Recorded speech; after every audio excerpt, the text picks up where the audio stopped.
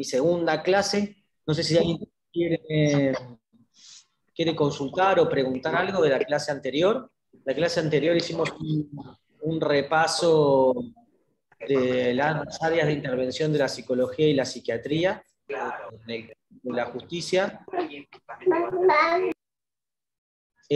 No sé si alguien quiere preguntar algo que les haya quedado pendiente de eso, o comentar algo.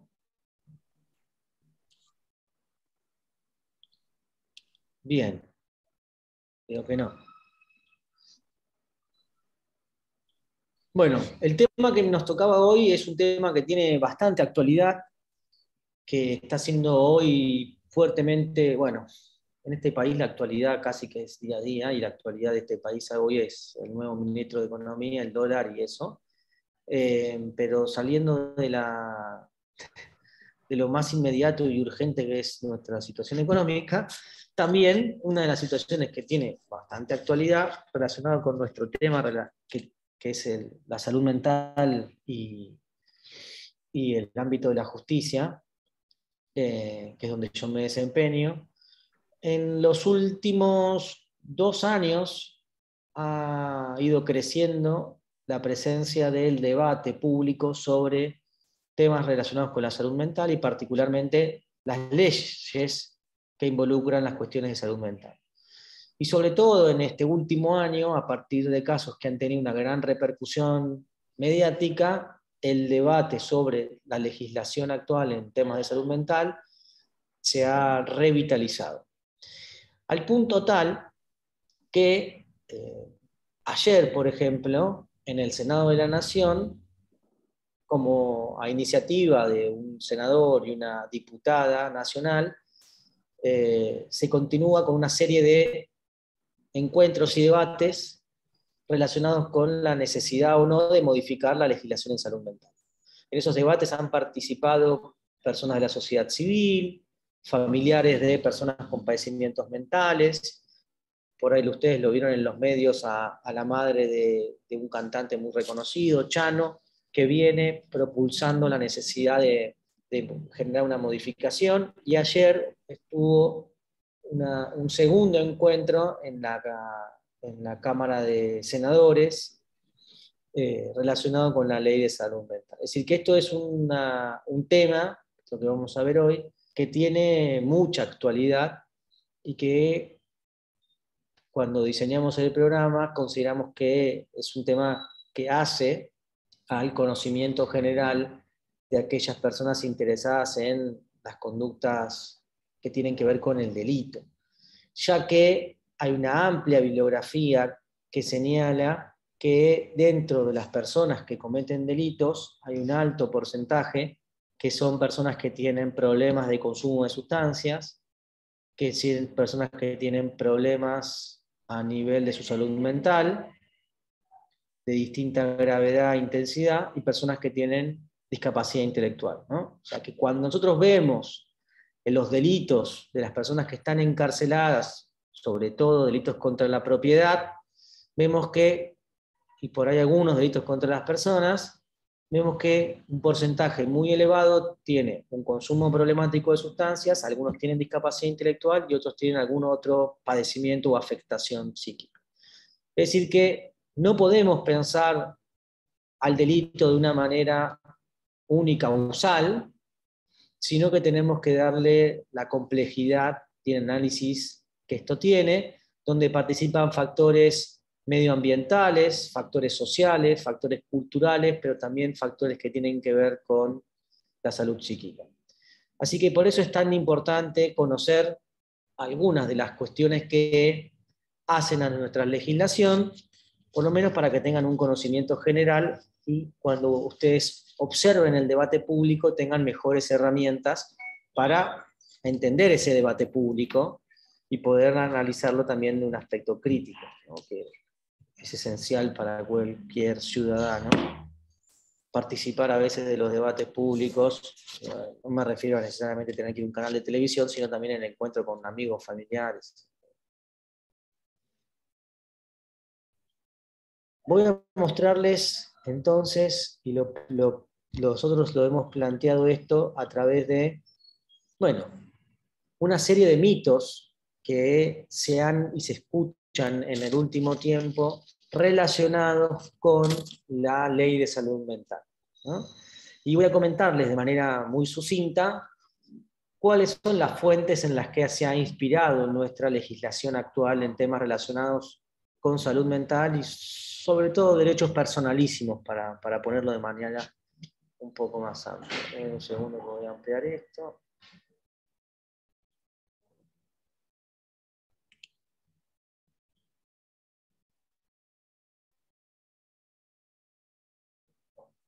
Como siempre, si tienen algún comentario, duda o pregunta, me interrumpen y me consultan lo que necesiten.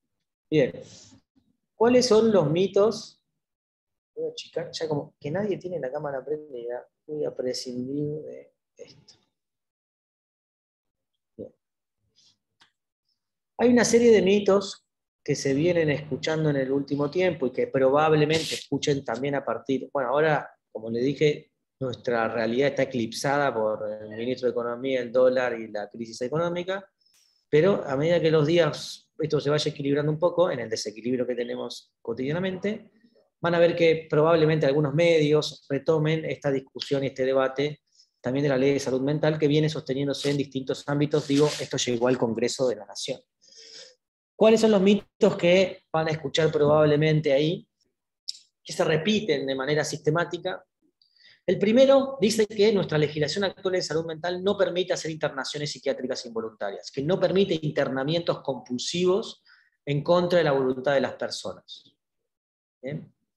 Y que básica y esencialmente el problema es la ley de salud mental, ¿no? Que la ley no permite, obtura, no tiene en cuenta, no posibilita internamientos involuntarios. El segundo mito que se escucha es que, sobre todo por parte de los psiquiatras, es que en el campo sociológico, ¿sí?, y en el campo, de alguna manera, de la sobresimplificación por parte de algunos actores,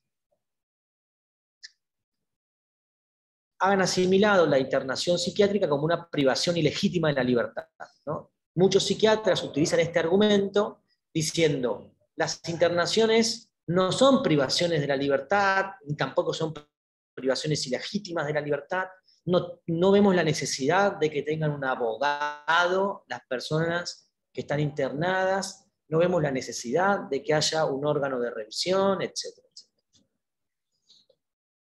El tercer mito es que el concepto de riesgo que plantea la ley de salud mental, que habilita, y ahí les adelanto, un núcleo central de la ley de salud mental, que es que la ley permite internaciones involuntarias, el concepto de riesgo, que es el que habilita las internaciones involuntarias, no existe. Y que hay que regresar al viejo paradigma de la peligrosidad para sí o para terceros. El cuarto mito es más de aquellos que trabajan en psiquiatría, que dice que cuando un paciente ingresa a un hospital no es posible garantizar de que el paciente se escape de ahí. Y el quinto mito también, que también se escucha en el debate público, es que las internaciones, según la ley de salud mental, son solamente voluntarias y que el paciente, cuando está internado voluntariamente, se va cuando quiere, que no hay manera de retenerlo. Estos son algunos de los mitos que venimos sistematizando con Daniel Silva en conferencias, en artículos que venimos publicando sobre este tema. ¿Cuáles son algunos equívocos que explican también algunas de estas enunciaciones que yo les transmití como mitos? ¿Cuáles son los equívocos que hay detrás de esto? Las personas internadas involuntariamente no están presas, motivo por el cual no se justifica que tengan un abogado, un juez y un órgano de revisión, como vamos a ver ahora que tienen las personas que están internadas en contra de su voluntad. Y también hay un equívoco muy difundido que no se explica por qué una persona que se interna en un establecimiento psiquiátrico, si se muere ahí adentro, esa muerte debe ser investigada judicialmente. Es una muerte de causa dudosa, y entonces requiere una autopsia e investigación judicial independiente.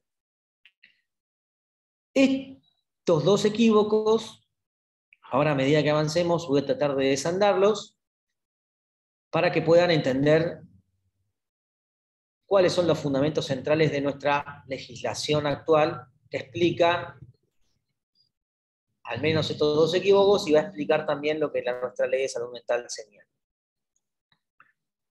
¿Cuál es la base central y el espíritu que está dentro de nuestra legislación en salud mental, que es del año 2010?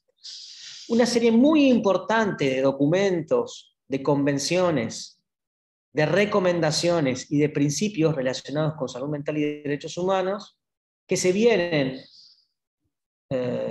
promulgando, sancionando, debatiendo, discutiendo y formando parte del escenario de la legislación en salud mental desde el año 90.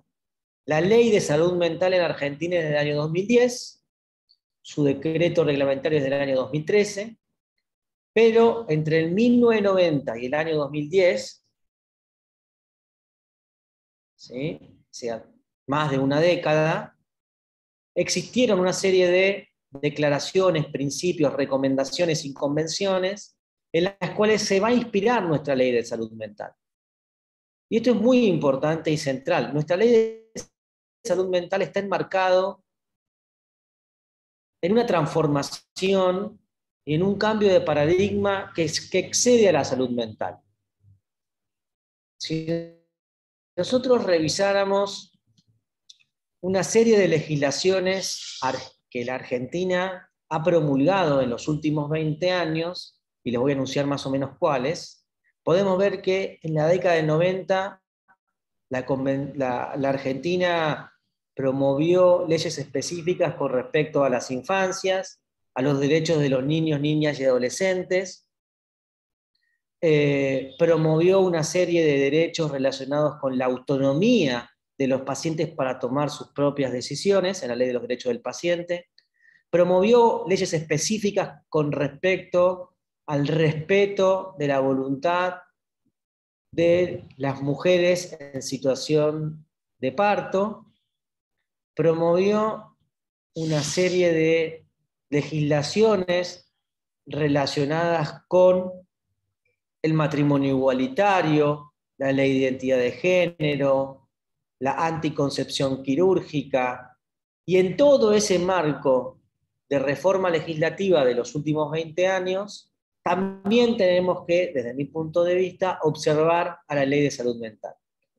Es decir, que si la vemos en un continuum a la ley de salud mental no es algo que irrumpe abrupta y violentamente en nuestro marco legislativo, sino que es coherente con una serie de leyes pro derechos que van desde una ley de parto respetado o parto humanizado hasta recientemente la ley de interrupción voluntaria del embarazo. Y en el medio, como les decía, tenemos el Código Civil del año 2015, la anticoncepción quirúrgica y sus modificaciones también en el 2021, tenemos la ley de identidad de género, de matrimonio igualitario, la ley de los derechos del paciente, es decir, hay una serie de modificaciones que van a ampliar derechos. En lo que hace a lo específico de la ley de salud mental del año 2010, utiliza como documentos centrales los principios de Naciones Unidas para el tratamiento de las personas con padecimientos mentales de 1991 y una serie de convenciones sobre la necesidad de cambiar hacia un sistema de atención en salud mental basado en la comunidad y no centralizado en el hospital. Esa es como la idea central que se busca modificar. Un tratamiento de salud mental basado de base en la comunidad, tratamiento comunitario, saliendo del eje central de los hospitales neuropsiquiátricos que fueron la modalidad de atención de los últimos siglos, digamos, ¿no? Eso es lo que va a proponer en general desde la década del 90 hasta el 2010, como les decía, una serie de recomendaciones, principios, convenciones.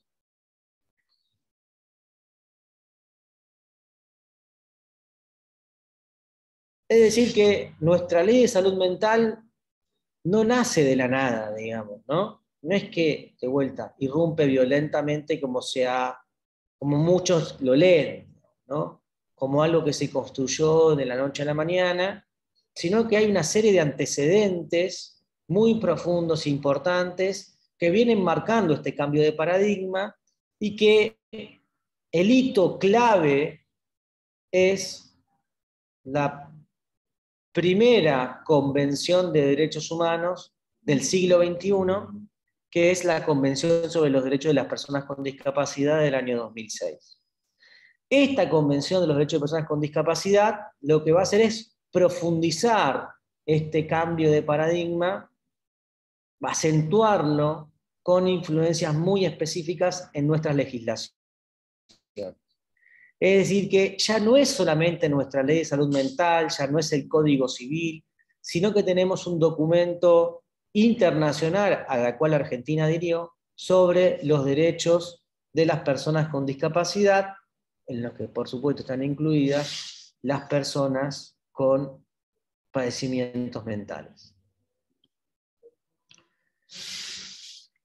Y esta convención es muy importante, es central, es clave, es determinante, porque va a ser el marco actual, y desde el año 2006, de referencia sobre los derechos de las personas con discapacidad.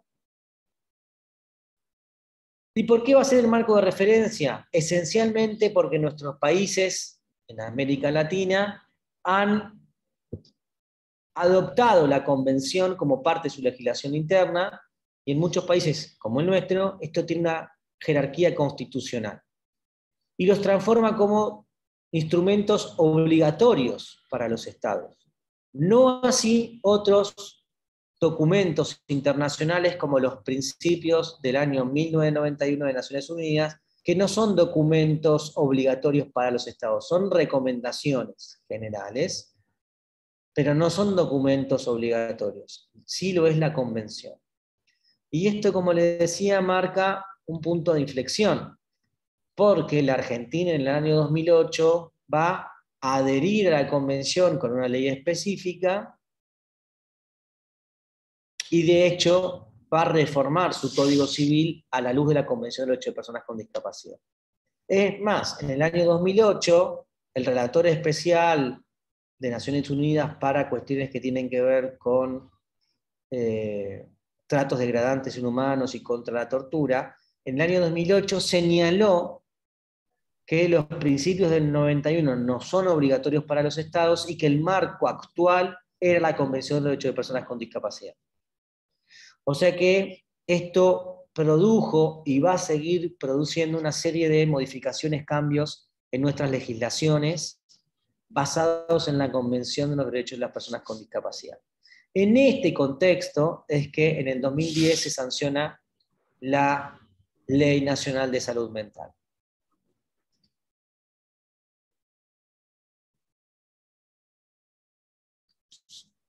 Y esto es un poco lo que les comentaba recién. Les decía, podemos pensar a la ley de salud mental como un evento disruptivo a partir del cual se embiste contra la psiquiatría, o podemos pensarlo de una manera más compleja,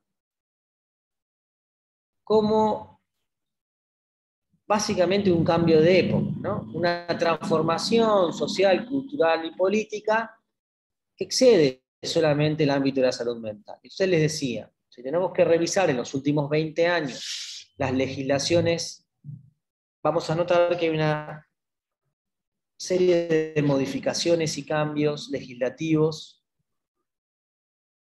que amplían derechos. Les hablaba de la ley de parto respetado, humanizado en 2004, les hablé de la ley de anticoncepción quirúrgica, les hablé de la ley del derecho del paciente, ley de matrimonio igualitario, de identidad de género, la reglamentación de la ley de parto respetado, y, por ejemplo, en el 2015, el Código Civil y Comercial.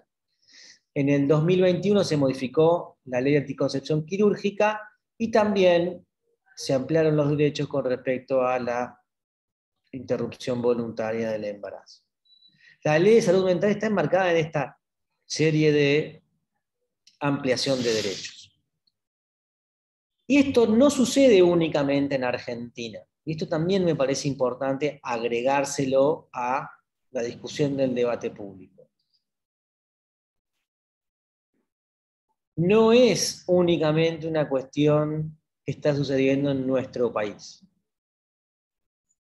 Costa Rica, Perú, Colombia, Chile, México, son países en la región que están transitando y han transitado una serie de cambios y modificaciones similares a las que experimentamos en nuestro país.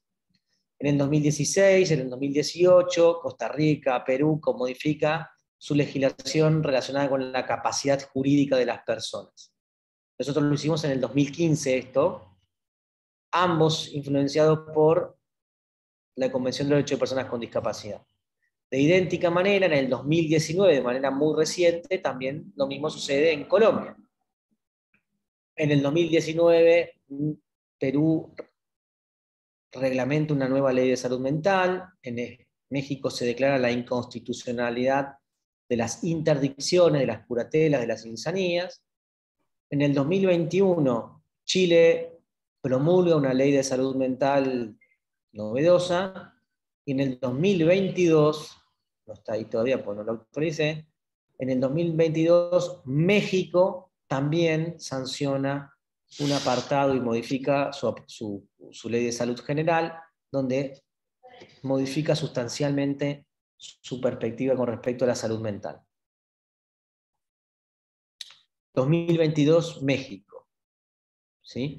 Nosotros, nuestra ley es del año 2010. Nosotros, después de 12 años de la ley de salud mental, estamos más próximas a discusiones y debates que buscan generar un cambio cuando algunos países recién están llegando a lo que nosotros ya promulgamos y están avanzando más. No solamente llegan, sino que avanzan más.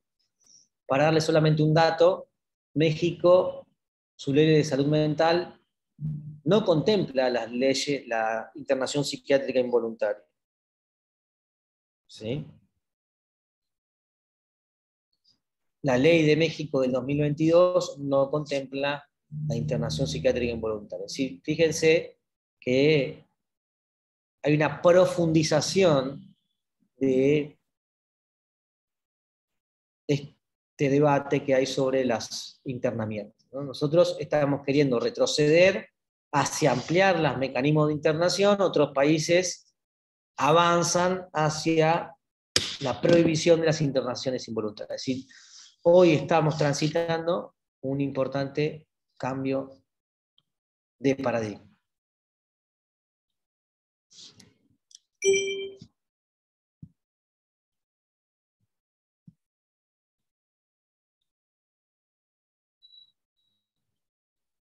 Bien, les decía, nuestra ley de salud mental está fundamentada esencialmente en los principios de Naciones Unidas del año 1991 para el tratamiento y la mejora de la salud de las personas con padecimientos mentales. Esos principios de Naciones Unidas son principios no vinculantes para los estados. Les decía, los que son principios vinculantes son las convenciones de derechos humanos. La Convención de Derechos Humanos de Personas con Discapacidad es del año 2006. Sin embargo, nuestra ley se fundamenta en, y de hecho se inspira, digamos, fuertemente en los principios del 91 de Naciones Unidas. ¿Qué dicen estos principios de Naciones Unidas? Por ejemplo, uno de los artículos fuertemente criticados por gran parte de los psiquiatras con respecto a la utilización de la medicación como castigo. Lo que dice nuestra legislación de salud mental es que la prescripción de los psicofármacos, de los medicamentos, nunca debe ser utilizada como un castigo y solo debe ser utilizada como con fines meramente terapéuticos. Este artículo 12, muy resistido por los psiquiatras, y probablemente uno de los que más haya despertado el enojo de la comunidad de la psiquiatría, no es un invento de nuestros legisladores. es casi una copia y una pegue de los principios del 91. Fíjense, los principios del 91 están en azul del lado izquierdo. La medicación responderá a las necesidades fundamentales de la salud del paciente y solo se administrará con fines terapéuticos o diagnósticos, nunca como castigo o conveniencia de terceros. Como ven, casi es textual. La diferencia que hay acá son 20 años. Entre el año 91 y el 2010 pasaron varias décadas. Sin embargo, la mayoría de nosotros como psiquiatras no había participado de estos debates públicos, ¿no? Entonces, claro, no teníamos presentes los principios del 91 como principios rectores de nuestra práctica, es decir, no era algo que se debatiera y se incluyera en los programas de estudio de la psiquiatría. Pero nuestros legisladores no inventaron nada. Lo que hicieron fue copiar y pegar algo que ya tenía varias décadas. Y lo mismo va a suceder con las internaciones. Cuando nuestra legislación habla de las internaciones involuntarias y brinda dos coordenadas muy claras para las internaciones involuntarias, la coordenada 1 es que las internaciones involuntarias van a ser cuando una persona tenga riesgo cierto inminente para sí o para terceros, y la coordenada 2 cuando la persona no esté en condiciones de consentir por su cuadro psicológico o por la medicación que está tomando. Es decir, cuando no tuviera capacidad suficiente como para participar del proceso de consentimiento informado. Esas son las dos situaciones en las que una internación se transforma en involuntaria. Cuando hay riesgo o cuando la persona no puede consentir por su estado psíquico. Y ese consentimiento, por ende, no sería válido. Esas dos indicaciones de las internaciones involuntarias salieron esencialmente de los principios del 91. Casi que salieron de manera textual. Solamente lo que se le agregó acá es la palabra cierto, lo cual trajo muchísimos inconvenientes en la práctica. Solo para enunciarles el inconveniente principal, el riesgo indica probabilidad de que suceda un evento. Si es probabilidad, nunca es certeza. Si la probabilidad es del 100% es porque el evento sucedió y va. ¿Sí? Y la salud mental, lo que menos tenemos en general es certeza. Tenemos más o menos probabilidad de que un evento acontece frente a una serie de indicadores, situaciones, pero no tenemos certezas. Entonces, lo que trajo muchas dificultades en la práctica es la palabra cierto. Pero de vuelta, nuestros legisladores no inventaron el concepto de riesgo. Lo que fueron fue casi copiarlo textualmente de los principios que ya tenían varias décadas. Lo mismo va a suceder con los mecanismos de salvaguardas que se van a poner en acción y en marcha cuando una persona está internada involuntariamente. Y entonces ya estamos en condiciones de responder al primer mito. El primer mito decía que no se puede internar a alguien en contra de su voluntad. Falso. Una persona puede ser internada en contra de su voluntad si tiene riesgo para sí o para terceros, como consecuencia de tener un padecimiento o una afectación mental, o puede ser internada en contra de su voluntad si la persona no está en condiciones de consentir. Esas serían las dos situaciones en las que una persona puede ser internada en contra de su voluntad. Así que no es correcto afirmar que no se pueda internar a alguien en contra de su voluntad. Lo que va a suceder en las internaciones involuntarias, en contra de la voluntad de la persona, es que se van a activar una serie de mecanismos de salvaguardas que tampoco fueron inventadas por los legisladores argentinos. Esto que les voy a comentar ahora no es un invento propio de nuestro país. También surge de los principios de Naciones Unidas. ¿Cuáles son los mecanismos de salvaguardas para las internaciones involuntarias? Son 3 mecanismos. Mecanismo 1, la comunicación con el juez. Toda persona internada en contra de su voluntad tiene que tener un juez que habilita que se han dado las circunstancias y que están presentes de forma adecuada los parámetros para internar a alguien involuntariamente. Son 3 mecanismos. El primero, el control judicial, va a ser el control de legalidad. La ley va a indicar que cuando una persona se interna involuntariamente, el equipo interdisciplinario que interna tiene que evaluar a la persona y tiene que emitir una comunicación urgente, rápida, al juez. Y después de esa comunicación tiene que elevar un informe donde explique cuáles son los fundamentos de la internación involuntaria y si se han establecido algún otro mecanismo menos restrictivo de la libertad que no ha funcionado. Porque lo que va a entender la ley de salud mental es que los internamientos involuntarios son la forma más extrema de tratamiento y de última opción. ¿Sí? Bueno, ¿qué dispositivos, tratamientos se han puesto en marcha que no funcionaron para que usted llegue a eso? Esa es un poco la idea general. Ese informe es el que recibe el juez y una vez que lo recibe, le va a decir al equipo que sí, que está bien internada la persona y que vaya informando periódicamente. O puede decir que no, que la información no es suficiente, que quiere más información, o puede eventualmente enviar a un equipo independiente para verificar si la persona cumple con los criterios para ser internada involuntariamente. Entonces, toda persona internada involuntariamente tiene 3 mecanismos de salvaguarda. Uno es el juez, el otro es un abogado que lo represente, que ahora lo vamos a ver, y el tercero es que va a haber un órgano de revisión. Estos 3 mecanismos de salvaguarda se encienden, se ponen en marcha cuando una persona está internada en contra de su voluntad. Como les decía, esto no surge únicamente de nuestros legisladores. Surge de los principios del 91,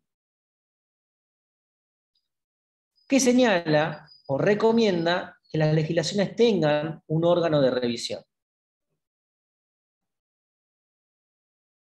Y fíjense, que al órgano de revisión se van a comunicar los pacientes, los motivos por los cuales un paciente está internado, y también al representante del paciente. Lo que busca esto básicamente es garantizar la fiscalización, la supervisión, el monitoreo de las internaciones psiquiátricas. Eso es lo que esencialmente va a ser el órgano de revisión, entre otras funciones. Y la tercera salvaguarda, la primera es el juez, la otra es el órgano de revisión, ahora voy a volver sobre eso, y la tercera es el abogado que representa a la persona internada en ese expediente que se va a abrir de control de internación. Y esto también surge de los principios de Naciones Unidas. Como ven, nuestros legisladores inventaron muy poco en esa ley. Lo que fueron fue tomar cosas que ya estaban escritas muchos años antes que en la ley de salud mental. Entonces las salvaguardas son: toda persona internada en contra de su voluntad tiene un juez, un abogado y tiene un órgano de revisión detrás que puede fiscalizar, supervisar, monitorear los lugares de internamiento. Eso es lo que va a hacer, dentro de otras funciones, el órgano de revisión.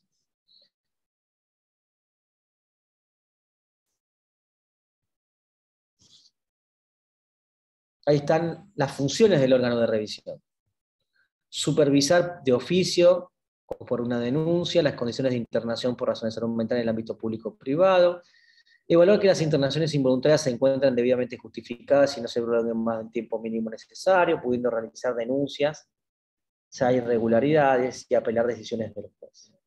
Entonces, básicamente las funciones muy similares a los que plantea el principio 17 de Naciones Unidas. Verificar la admisión de pacientes involuntarios, examinar periódicamente a los pacientes involuntarios a intervalos razonables, etc. Como ven, insisto, nuestra legislación no creó cosas novedosas, sino que hizo fue tomar principios, recomendaciones que ya estaban escritas. ¿Por qué surge un abogado? ¿Por qué hay un órgano de revisión? Esencialmente, porque cuando una persona está internada en contra de su voluntad,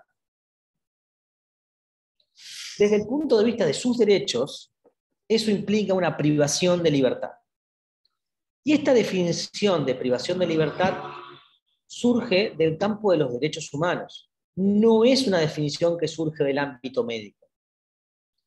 La internación psiquiátrica es una de las formas de privación de libertad. La gente común entiende que solamente se puede privar de la libertad a alguien cuando se comete un delito. Y el Estado tiene varias formas para privar de la libertad a alguien, que no es únicamente cuando se lo acusa por un caso criminal. Cuando una persona no se puede ir de un lugar de manera voluntaria y cuando quiera, y se encuentra bajo supervisión, tutela y custodia del Estado, esa persona está privada de libertad. Y alguien puede estar en un lugar sin poder salir por cuestiones humanitarias, por cuestiones migratorias o por cuestiones de salud. Una persona que está internada en contra de su voluntad y no se puede ir de ahí cuando quiera, tiene restringido su derecho a la libertad, en pos de un tratamiento, pero está privado de libertad. Es decir, que la privación de libertad excede el campo penal, excede las acusaciones criminales, sino también que involucra, como le decía, cuestiones migratorias, cuestiones humanitarias, cuestiones de salud. La privación de libertad es cualquier situación en la cual una persona no se puede ir de ese lugar voluntariamente. Y en este caso va a estar custodiado, supervisado, o debería estar bajo tutela del Estado. Por eso es que el Estado tiene la obligación de verificar, de monitorear los lugares donde las personas se encuentran privadas de libertad. Y esto pueden ser lugares de frontera, controles migratorios, cárceles, comisarías y también hospitales y clínicas psiquiátricas. Porque una persona internada en contra de su voluntad en una clínica psiquiátrica privada está bajo el control y la tutela del Estado, aun aunque la clínica sea privada, porque el Estado no delega su función de garantizar de que en ese lugar privado se respeten los derechos de las personas que están allí internadas. Y esto se puede ver claramente en un caso de la Corte Interamericana de Derechos Humanos, que es el caso de Jiménez López versus Brasil. Jiménez López era un paciente psiquiátrico que fallece en una clínica privada y que sus familiares inician un juicio que llega hasta la Corte Interamericana de Derechos Humanos. En ese juicio, en el cual se sanciona a Brasil, se señala básicamente, entre otras cosas, el rol que tiene el Estado de fiscalizar, monitorear, vigilar las condiciones de los lugares donde las personas están internadas, aun aunque sean estos de gestión privada. Entonces, como la internación involuntaria es una forma de privación de libertad legítima, no ilegítima, es legítima, el Estado le da la facultad a determinado grupo de profesionales, en el caso de los psiquiatras y los psicólogos, que les da una competencia muy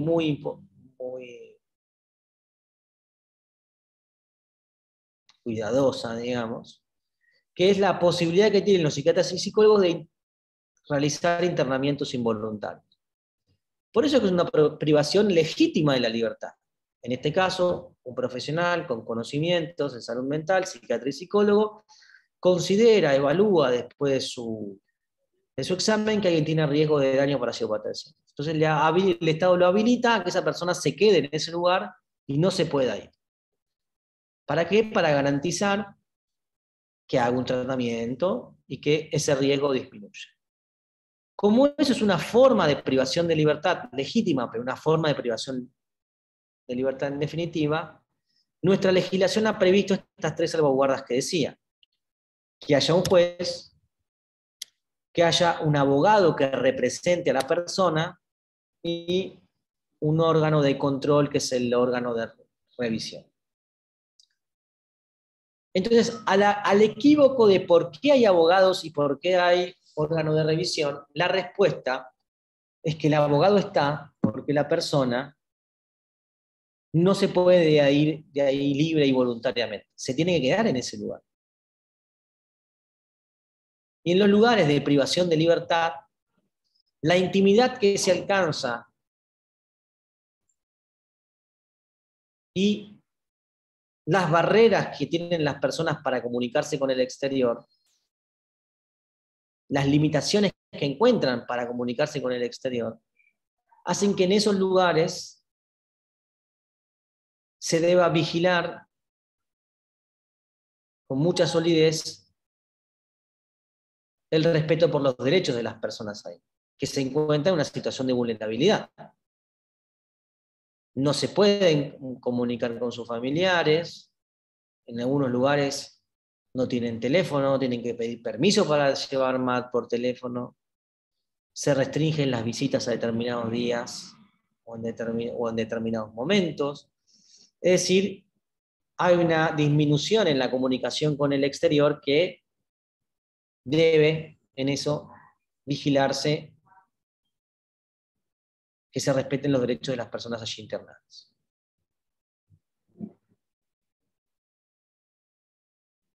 Y el tercer mecanismo de salvaguarda es el órgano de revisión, que tiene como facultad esencial, decía yo, realizar actividades de monitoreo, control, fiscalización de los lugares de internación. Entonces, ¿por qué hay un abogado? ¿Por qué hay un órgano de revisión? Básicamente porque una persona internada se encuentra privada de su libertad bajo custodia y tutela del Estado. El Estado tiene obligaciones frente a esa persona que se encuentra en una clínica psiquiátrica.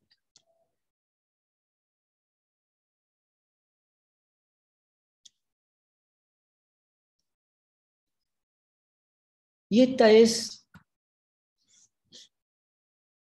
la definición que yo les comentaba hace un rato sobre lo que es la privación de libertad. Básicamente, ya se los dije, se los pongo acá para que lo miren ustedes, pero esencialmente ya se los comenté. La privación de libertad es un concepto amplio que no está reservado únicamente para la justicia penal o criminal, que la privación de libertad es considerada como aquella situación en la que una persona no se puede ir de ahí, de ese lugar, de una institución, ya sea pública o privada, de manera voluntaria, por diversos motivos, asistencia humanitaria, tratamiento, tutela, protección. Todo eso implica una forma de privación de libertad. Y los hospitales psiquiátricos o aquellos hogares en los cuales las personas con discapacidad no se pueden de ahí cuando quieren, son formas de instituciones que entran dentro de esta categoría. Y ahí viene lo que le vuelvo a resaltar, la importancia del rol del Estado, que es que tiene un deber de ser el garante de esos espacios, digamos, ¿no? El garante de que se respeten y no se violen los derechos humanos. Es decir, que no alcanza con que el Estado no haga conductas proactivas en términos de violación de los derechos humanos, sino también que tiene que ocuparse de fiscalizar y verificar que no se estén violando derechos humanos, ¿no? Digo, a veces los Estados violan los derechos no por una conducta activa, sino por una conducta omisiva, ¿no? De no fiscalizar, de no monitorear, de no supervisar, digamos. en este caso, estos espacios institucionales de privación de libertad.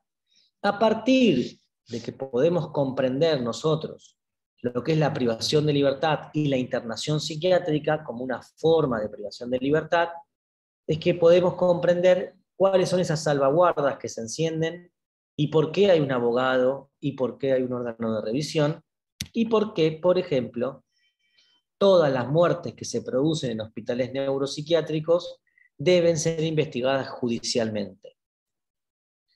Porque desde el punto de vista técnico, esas son llamadas muertes en custodia del Estado, digamos.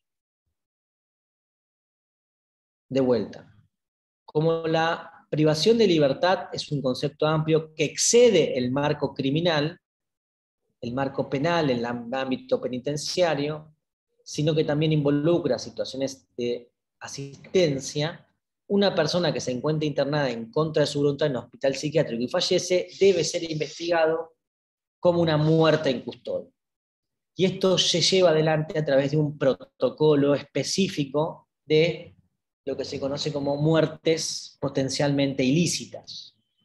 Y en esto de vuelta, no piensen únicamente en situaciones donde se investigan conductas proactivas de torturas y malos tratos, sino también conductas omisivas por parte del Estado o los funcionarios del Estado. El órgano de revisión en el 2014 emitió un documento donde señaló que las muertes de los hospitales psiquiátricos debían ser investigadas como muerte en custodia. Y obliga a los hospitales y a los profesionales de los hospitales a reportar judicialmente todas las muertes que se producen en esos espacios. Es decir, que hoy en Argentina las muertes que se producen en hospitales neuropsiquiátricos y clínicas privadas deben ser investigadas judicialmente. ¿Por qué? Porque se trata de una muerte en custodia, insisto, muerte bajo custodia o tutela del Estado.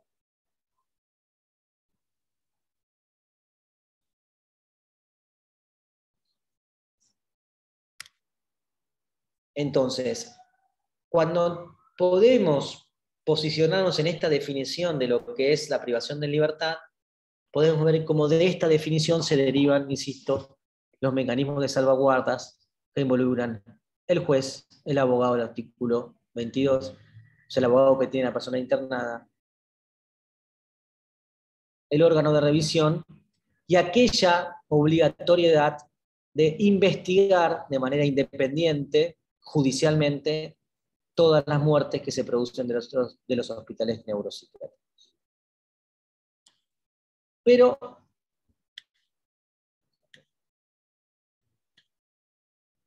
la cosa no termina en el año 2010, ¿no? Esto es lo que veíamos viendo hasta ahora. Yo le dije, bueno, en el año 2010 se sanciona la Ley de Salud Mental, que tiene principios y fundamentos que vienen de varias décadas, ¿no?, de recorrido. Pero estamos en el año 2020. Y de la misma manera que demostré lo que pasaba en América Latina, en Costa Rica, en Perú, en Colombia, en México, en Chile, que se va hacia una serie de reformas, cambios y modificaciones similares a las nuestras, desde el año 2010 hasta ahora, también hay una serie de principios, observaciones, recomendaciones, reportes, que profundizan este paradigma actual sobre los derechos de las personas con discapacidad. Entonces, nuestra ley de salud mental ya no es algo que quedó de manera aislada en una legislación, sino que a partir del año 2015 se incorporó también en nuestro Código Civil. Así que dentro de nuestro ordenamiento jurídico, nuestra legislación en salud mental está insertada e injertada también en un documento de mayor jerarquía como es el Código Civil. ¿Qué va a decir el Código Civil? Va a hablar de los internamientos involuntarios cuando haya riesgo y también va a hablar de los funcionarios públicos, de las fuerzas de seguridad esencialmente. Y esto también es importante en el debate público, porque no es que la policía no esté habilitada a intervenir cuando una persona tiene una crisis de salud mental en la vía pública. La legislación permite, y es más, señala y obliga a que los funcionarios públicos, cuando se encuentren frente a una situación de crisis de salud mental en la vía pública, intervengan y trasladen a esa persona hacia un hospital para que sea evaluado. No dice no pueden hacer nada. Es más, en el año 2013, después de la reglamentación, también se generó un documento interno dentro de la Fuerza de Seguridad donde buscaba implementar capacitaciones específicas para las fuerzas de seguridad, para que tengan las competencias y las habilidades suficientes para intervenir en una crisis de salud mental. Bueno, ¿qué quiero decir con esto? No necesariamente el problema es el texto de la ley, sino también las dificultades que la ley ha tenido en la implementación. Con esto quiero decir, los policías tienen la obligación de intervenir frente a una crisis de salud mental cuando la persona tiene riesgo. Lo que se puede discutir y debatir es si tienen la formación suficiente como para tener las herramientas para intervenir en esos casos de manera adecuada. Pero no es un problema de que la ley impide u obstaculiza la intervención de los profesionales de la Fuerza de Seguridad, sino que es que eventualmente no se han generado instancias de capacitación para que los profesionales, los que trabajan en la Fuerza de Seguridad, tengan las destrezas manuales, por ejemplo, y las competencias suficientes como para intervenir en la crisis de salud mental. Si es un tema de capacitación más que de legislación. Les decía entonces, del 2010 hasta ahora, lo que observamos es una mayor profundización del modelo social de la discapacidad. Y esta mayor profundización e influencia la vamos a notar en nuestro Código Civil, que va a salir del viejo esquema de interdicción, de curatela, de insanía que tenía previamente, para pasar a un marco de ajustes y apoyos para la toma de decisiones. En el año 2015 la Argentina circunscribe la necesidad de tener un curador a situaciones muy puntuales. Y pasa de el reemplazo de la voluntad, de la tutela, de la curatela, de la insanía, de la interdicción, pasa de ese sistema del reemplazo de la voluntad a un sistema basado en los apoyos para la toma de decisiones. Y esto se debe a la Convención de los Derechos de Personas con Discapacidad. El Código Civil incorpora una serie también novedosa de variables, incorpora la categoría de adolescente, modifica el régimen de la capacidad jurídica, pero también hace propio varios de los artículos de la ley, sobre todo en lo que tiene que ver con las internaciones psiquiátricas y la necesidad de la intervención de manera interdisciplinaria. El Comité sobre los Derechos de las Personas con Discapacidad promulgó una serie de observaciones, en algún caso, de lineamientos, de recomendaciones que buscan clarificar parte del articulado de la Convención. La primera observación, la número 1, habla sobre el derecho a la capacidad jurídica de las personas con discapacidad. Pero me parece, solamente para enunciárselos, importante mostrarles también que muy recientemente, en el año 2019 y en el año 2020, sacó documentos específicos sobre el derecho a la libertad de las personas con discapacidad, donde vemos que se va a incluir los debates sobre las internaciones involuntarias. Y en el 2020 sacó un documento muy específico que hace al artículo 13 de la Convención, que es el derecho al acceso a la justicia, a poder participar en igualdad de condiciones cuando una persona con discapacidad se enfrenta a la justicia como víctima, como testigo o como imputado. Estos lineamientos, estos principios y directrices son muy recientes y del año 2020. ¿Qué quiero mostrar con esto? Y también comentándole lo que pasó ahora en la legislación mexicana, año 2022. Estas modificaciones, este cambio de paradigma que transitamos, continúa transformándose y profundizándose. Lo que requiere necesariamente es que aquellos que trabajamos en el campo de la salud mental, o aquellos que trabajan o participan en asociaciones de la vida civil, organizaciones de derechos de personas con discapacidad, familiares de personas con discapacidad, también participen activamente de estos debates. Insisto, con esto quiero mostrar de que el modelo social y derechos humanos está en transformación, en cambio, pero básicamente en profundizarse.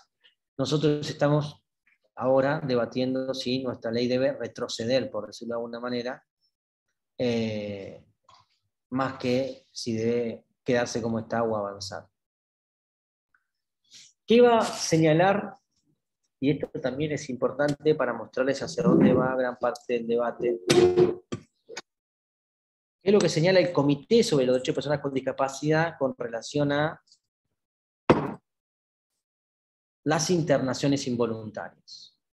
El Comité tiene una postura dentro de la gama de miradas extrema con respecto a eso. Va a señalar que no deben las legislaciones avalar internamientos involuntarios, aun aunque las personas tengan riesgo. Y esto es uno de los puntos más controvertidos probablemente. Okay. El comité. Que va a ir, les digo, hacia un extremo. Y ese extremo es que no deben las personas con discapacidad ser privados de su libertad. Y que, aun aunque se perciba que la persona puede tener riesgo, o que la persona puede necesitar un tratamiento que no va a realizar si no es de manera involuntaria. Lo que va a señalar en consonancia con esto es que las personas tienen el derecho a la toma de sus decisiones libre y de manera voluntaria, aun aunque esto implique tomar riesgos y cometer errores. Esto en igualdad de condiciones que las demás. Que el tratamiento psiquiátrico debe basarse en el consentimiento libre e informado y en la voluntad y las preferencias de las personas. Es decir, que el comité ya se... Profe, sí. ¿puede silenciar los micrófonos de ahí directamente? Porque se escuchan, se ve que hay micrófonos abiertos y no se lo puede escuchar bien. Bueno. Me vas diciendo, Maricela, a ver si se escucha bien. Le decía entonces... Por las dudas, silenciamos a todos. Les decía entonces, el comité tiene una mirada, desde mi punto de vista, extrema, que viene señalando que los internamientos involuntarios son una forma de privación de libertad que no se corresponde con la Convención de los Derechos de Personas con Discapacidad. Dice que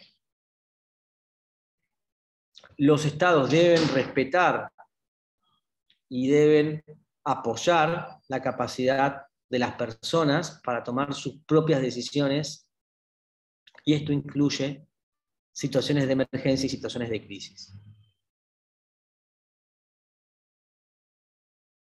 Y probablemente este sea uno de los puntos, insisto, más controvertidos para aquellos que trabajamos en el campo de la salud mental, ¿no?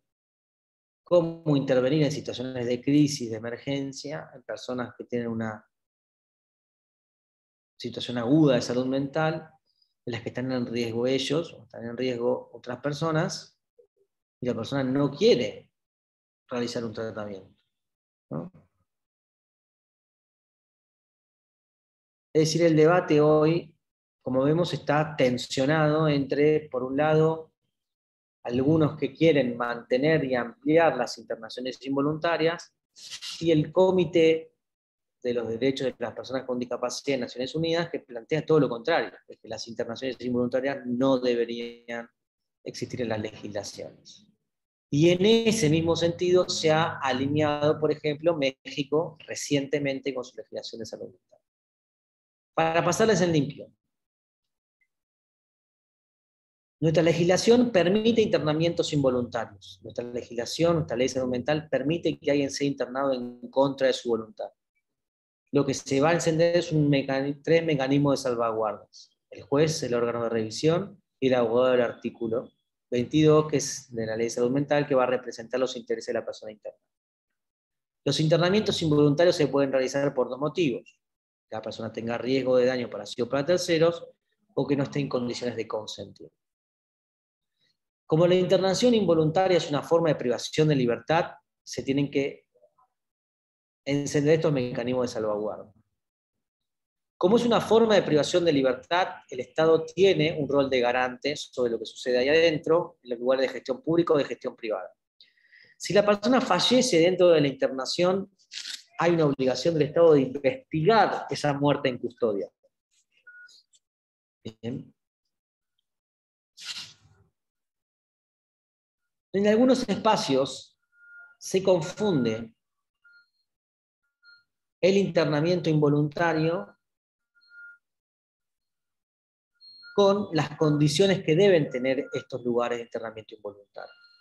Muchas veces van a escuchar, probablemente le presten más atención, cuando se presentan estos debates, que algunos médicos van a decir, bueno, pero el hospital X no puede garantizar de que el paciente no se escape, porque es un hospital de puertas abiertas.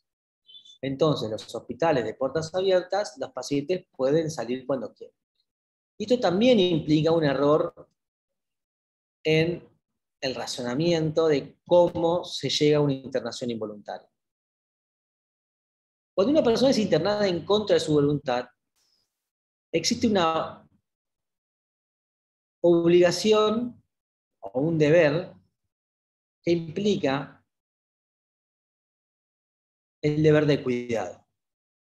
Esencialmente la idea es esta: si el Estado le da la potestad a un profesional para que lo interne en contra de su voluntad, esa institución debe garantizar de que esa persona a la cual se le privó de libertad no le suceda nada, ni allá adentro, y debe garantizar que no le suceda nada porque no pueda irse de ahí.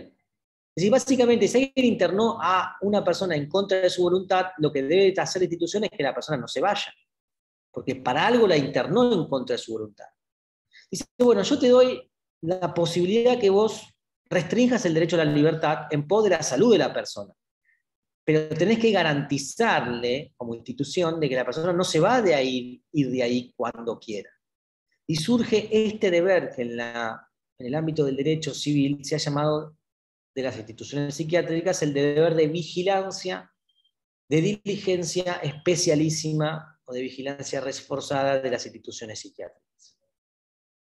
Y ya esto, la jurisprudencia, los jueces en los casos, lo ha dicho de manera muy variada, que es que internación a puertas abiertas no significa que las personas se puedan entrar y salir del lugar cuando quieran. No significa que puedan salir y deambular por la calle a una persona que ha sido internada en contra de su voluntad. Puertas abiertas significa que está abierta a la comunidad en el sentido de que dan distintas modalidades de prestaciones. Hospital de día, consultorio externo, talleres protegidos, etcétera, etcétera. No es la literalidad de la puerta abierta que se va cuando quiere. Porque sería un contrasentido privar de libertad a alguien para que llevase cuando quiere. Y de hecho, esas instituciones deben garantizar de que el paciente no se vaya, porque para algo la internaron en contra de su voluntad. El objetivo esencial para internar a alguien en contra de su voluntad es que el riesgo de daño disminuya. Por eso es que se le priva de ese derecho. Y es ahí donde nace este deber de vigilancia especialísimo o el deber de diligencia reforzada o diligencia especialísima.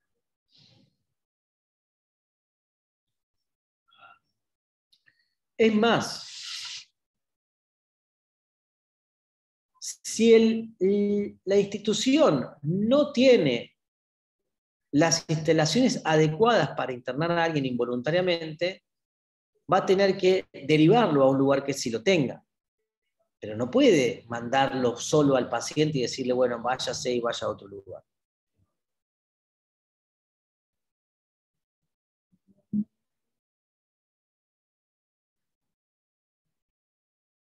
Acá había alguna pregunta. No sé, Lorena, ¿a qué te referías? Con ese punto también, dentro del Estado hay una controversia de actuación. No sé si querés ampliarte un poco tu comentario ahí.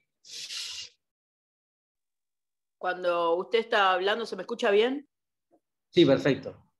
Cuando usted está hablando de esto que, digamos, de la comunidad, que todos intervenían, nosotros, como para dar un ejemplo, el otro día tuvimos un evento, yo soy policía, acá en la Plaza San Martín había una chica con esquizofrenia. Se había subido un cantero y estaba gritando. Cuando yo llego, nos habían llamado, digamos, el médico, los del SEM. Se me acerca un directivo del municipio y me dice que él no quiere a la policía, que nadie le había pedido y me pide por favor que me retire. Y bueno, se lo comunico al médico y me dice, si vos te vas yo me voy y yo no la atiendo. Yo te llamé, no te puedo decir. Entonces también decía, está esa controversia, si bien hay legislación y todo, en el mismo Estado, de no saber cómo accionar. No, claro, es que partimos de lo mismo, ¿no? Como vos decías ahí, Lorena, en definitiva, el desconocimiento implica que uno se quede medio con más interrogantes para cómo intervenir. Un funcionario que te dice, no tenés nada que hacer, vos te tenés que ir, y otro que te dice que sí. Bueno, lo mejor que puede pasar, el mejor remedio ahí es tener conocimiento de la legislación. Es decir, si vos estás ahí porque te llamó el médico y la persona tiene un riesgo parecido para terceros y el médico no puede porque no tiene las habilidades para reducir físicamente a alguien, ¿no?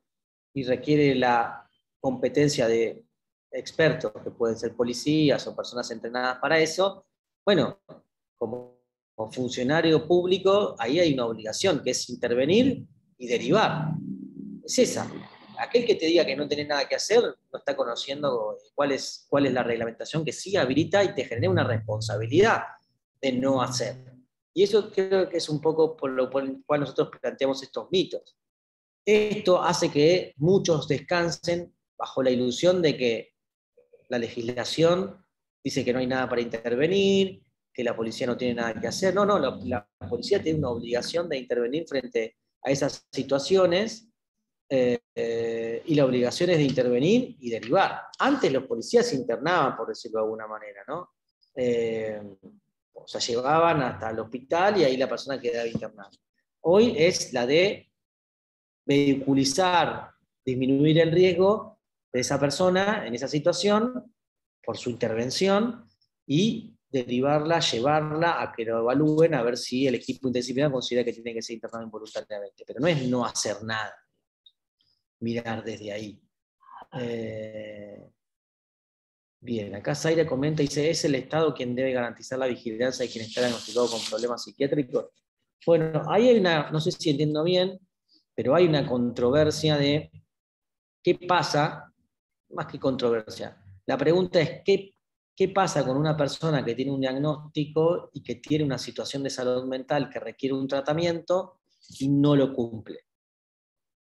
Si se puede obligar a una persona a hacer un tratamiento de manera ambulatoria, ¿no? Y ahí nuestra legislación, creo que lo hablábamos otra vez, no permite que alguien sea obligado a hacer un tratamiento ambulatorio. En otros países, en otras regiones, sí. En otras regiones existe la posibilidad de hacer un tratamiento ambulatorio bajo la forma obligatoria, digamos, ¿no? Porque lo que muchas veces sucede es, un paciente se interna, se compensa, mejora, se le da el alta, pero claro, después nadie acompaña en el tratamiento, no apoya, no supervisa que el tratamiento sea cumplido. Entonces la persona que hace, está bien un mes, está bien 2 meses, está bien 3 meses, 6 meses más o menos, al 8º mes peor y al año ya está súper descompensado. Entonces, claro, nadie apoyó al tratamiento para que la persona se mantenga en ese tratamiento ambulatorio y al año vuelve a estar internada. O sea, algunos podrían proponer de que haya un equipo de profesionales que supervise, de que apoye, de que acompañe en el tratamiento de manera ambulatoria para evitar las recaídas y sobre todo las internaciones. Bueno, no hay por parte de la legislación una normativa específica que permita el tratamiento involuntario de manera ambulatoria. Eso todavía no está. Lo más probable que se está debatiendo hoy es de qué manera, yo creo que se está debatiendo de qué manera ampliar los tratamientos involuntarios, sobre todo para problemas de consumo. Sería un poco la discusión. Por dónde va el lado de la discusión. Y acá está lo que les decía antes, ¿no? Cuando un paciente es internado en forma involuntaria, la institución debe tener los medios, digamos, y los dispositivos, los espacios para internar a alguien de manera involuntaria. ¿Sí? Y si no lo tiene, la persona llegó en urgencia, va a tener que derivarlo a un lugar donde sí lo tenga, pero no va a poder dejarlo ir. ¿No? Le dicen, bueno, no tenemos el lugar, te tenés que ir a tu casa o fíjate que te lleve algo. Entonces, las instituciones de puertas abiertas están muy lejos de ser la literalidad de puertas abiertas, ¿no? Cuando un paciente es internado en contra de su voluntad, el Estado debe garantizar, el Estado o la institución, digamos, pública o privada, de que ese paciente no se va de ahí cuando quiera. Y como les comentaba también hace un ratito, esto ya lo tiene dicho la jurisprudencia, los juzgados lo tienen dicho en varios casos donde se ha discutido esto, ¿no? Esencialmente, miren, fíjense, les voy a leer uno de los textuales. Si el establecimiento asistencial consintió en recibir en su sede a una persona cuyo estado de salud mental conocía, por más evolución favorable que estuviera presentado en el último tiempo, con ello asumió también plenamente la obligación tácita de seguridad que funciona con carácter accesorio a la obligación principal de prestar asistencia y que comprende el deber de vigilancia y de garantizar la integridad física del individuo a su cargo. ¿Sí?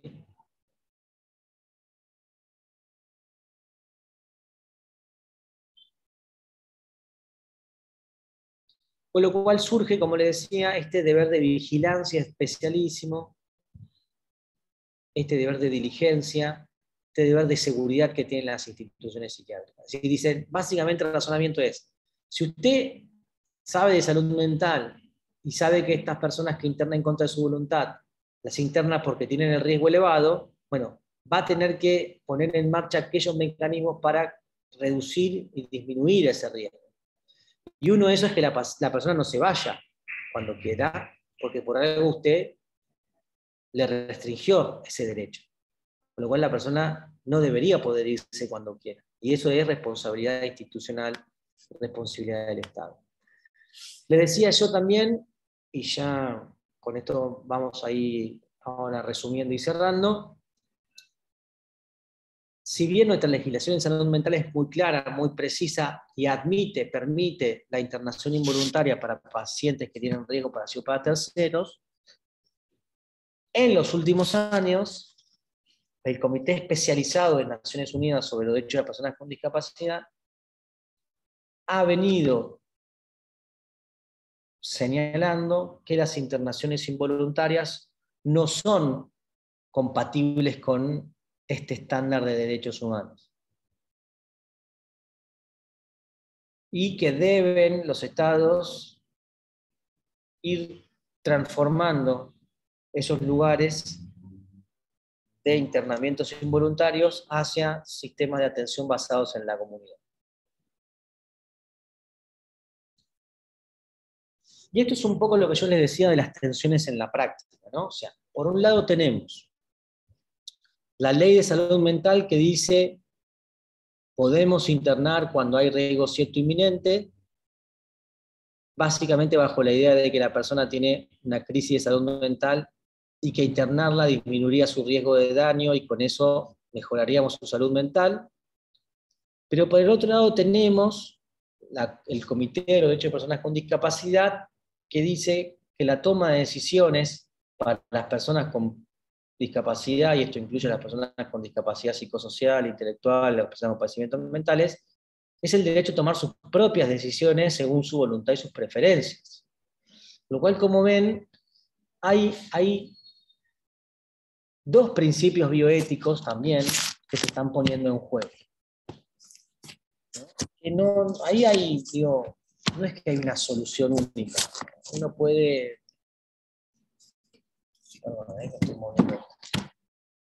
Uno encuentra ahí estas tensiones que debe tomar decisiones en la práctica, ¿no? El principio bioético de la beneficencia, ¿no? Uno ahí dice, bueno, en determinados casos me voy a inclinar por el principio de beneficencia por sobre el principio de autonomía, y entonces delimita y delinea cuáles son esos casos, y por el otro lado, otros como el comité, que dicen, no, el principio de autonomía está por arriba del principio de beneficencia, ¿no? Va en todas las circunstancias y en todos los casos. Y entre la libertad y el bienestar se opta por la libertad y la libre decisión y la voluntad y las preferencias de la persona. Bueno, en ese campo es el que se está discutiendo hoy la salud mental en el mundo, les diría, ¿no? O sea, nosotros lo vemos en nuestro país, lo podemos ver en nuestra región, pero el mundo atraviesa estas discusiones, el mundo occidental al menos, seguro, ¿no? En Europa tienen estas mismas conflictivas, en países de altos recursos, en países anglosajones tienen estas mismas discusiones, ¿no? La Convención de los Derechos de Personas con Discapacidad nos trae, sin dudas, estas discusiones. Daniela dice que los derechos hacen que muchos terminen muertos. Bueno, esto es parte del debate actual, ¿no? Las consecuencias que pueden verse en algunas de estas propuestas extremas podrían terminar, ¿no?, con la vida de la persona. Ahora, lo que se va a señalar ahí también, y creo que es ahí donde hay que salir de estas falsas antinomias, es que el modelo social y de derechos humanos no dice que las personas no tienen que recibir atención. No dice el Estado debe retirarse y que las personas hagan lo que quieran y que estén libradas a su suerte. Lo que dice es cambiemos, modifiquemos, transformemos la manera de pensar y de intervenir en salud mental. Que las internaciones no sean, que las intervenciones no sean basadas en la obligatoriedad, sino que se piensen en un sistema de apoyo, de acompañamiento para el seguimiento de las personas que tienen padecimientos mentales. Nos es muy difícil a nosotros pensar en eso ahora, porque tenemos miradas muy binarias de las situaciones. Por un lado, yo lo planteé, está planteado un poco acá en estas hinchadas, ¿no?, en estas tensiones. Por un lado, pensamos en que la ley va a buscar internaciones involuntarias o entre eso y la nada, digamos, ¿no? Y la propuesta probablemente sea más compleja, no sea retirarse de la intervención del Estado y que las personas estén derivadas a su suerte y, como dice Daniela, que terminen falleciendo, sino reconfigurar los modelos de atención en salud mental. No es la dicotomía que se plantea en la práctica entre el hospital psiquiátrico o que las personas terminen en la calle o en la cárcel. No es una cosa o la otra, ¿no? Sino que, bueno, brindemos alternativas, construyamos alternativas que no están, y eso yo creo que es lo más complejo para pensar, distintas, que nos permitan intervenir no solamente de manera coercitiva o coactiva. Y ahí es donde está generalmente, ¿no?, este debate. Bueno, está bien, ¿cómo instalamos, cómo desarrollamos, cómo generamos estos dispositivos de tratamiento que no están? Que ahí es donde la falta de implementación y acompañamiento en recursos económicos, pero también de recursos humanos, es donde se encuentran también grandes limitaciones. Acá Zaira dice que un tratamiento psiquiátrico no está al alcance de muchas familias. Bueno, de eso se trata, de alguna manera, de generar oportunidades en igualdad de condiciones para que las personas que no tienen recursos a veces para viajar y conseguir un psiquiatra, bueno, buscar la manera en que accedan a un sistema basado en una atención comunitaria.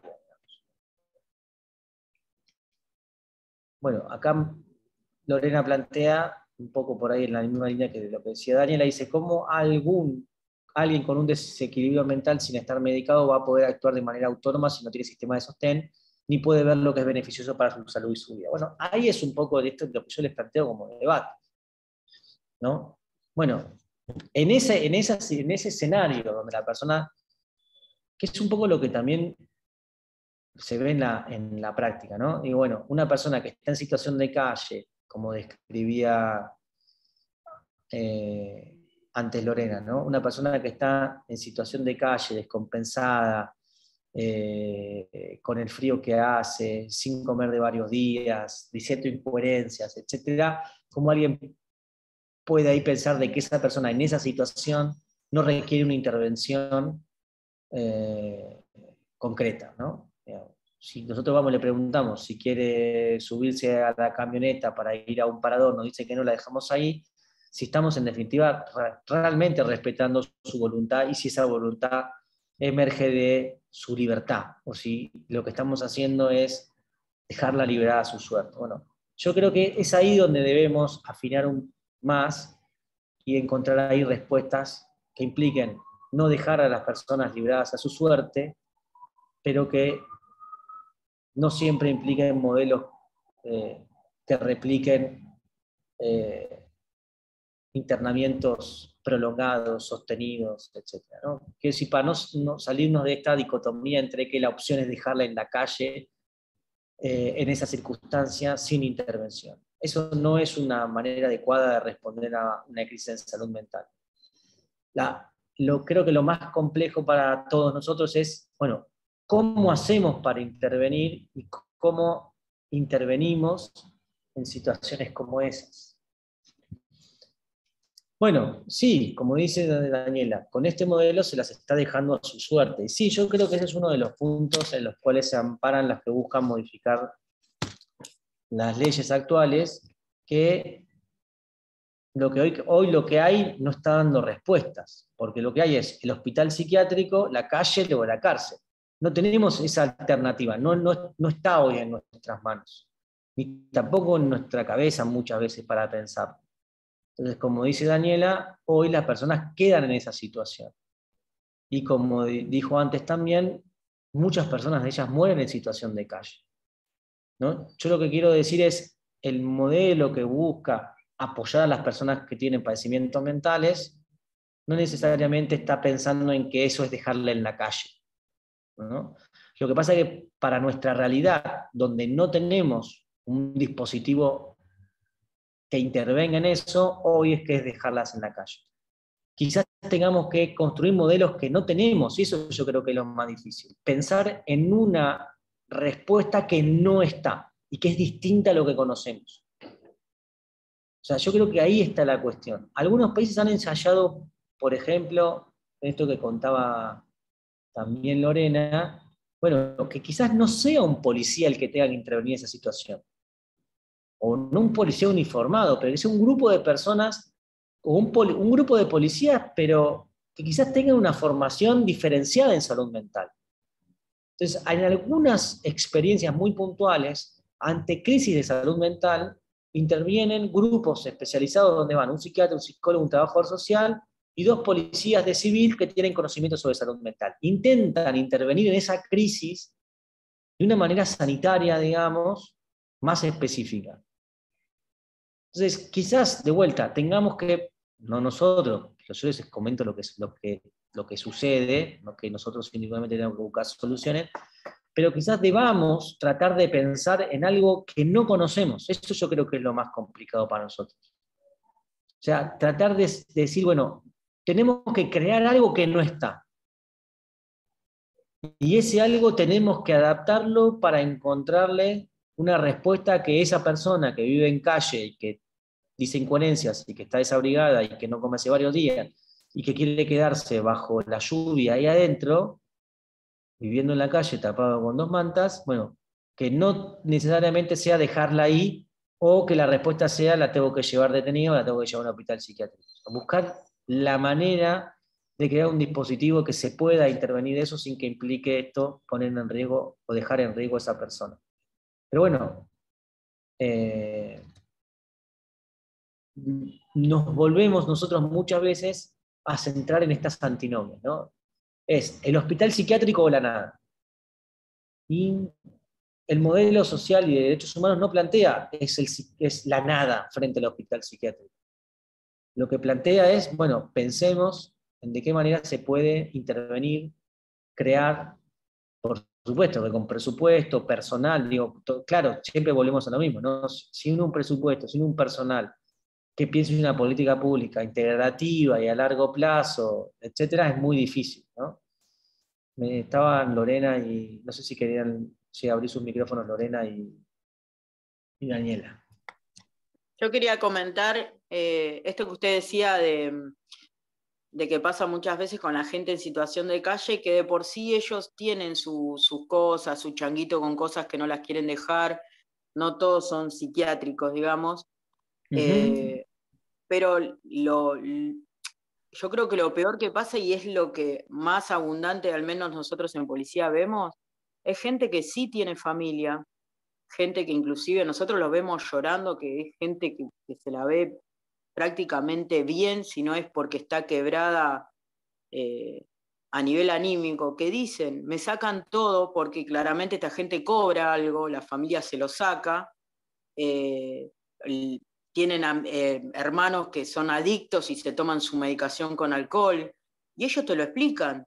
Cuando vos vas porque la familia te llama y te dicen, ellos me sacan todo, este se toma mi medicación, esto, y ahora me echan a la... Lo tienen, es decir, es algo que se está sabiendo y como dice usted, tendría que haber una articulación de todos los elementos del Estado para que también esto se sepa.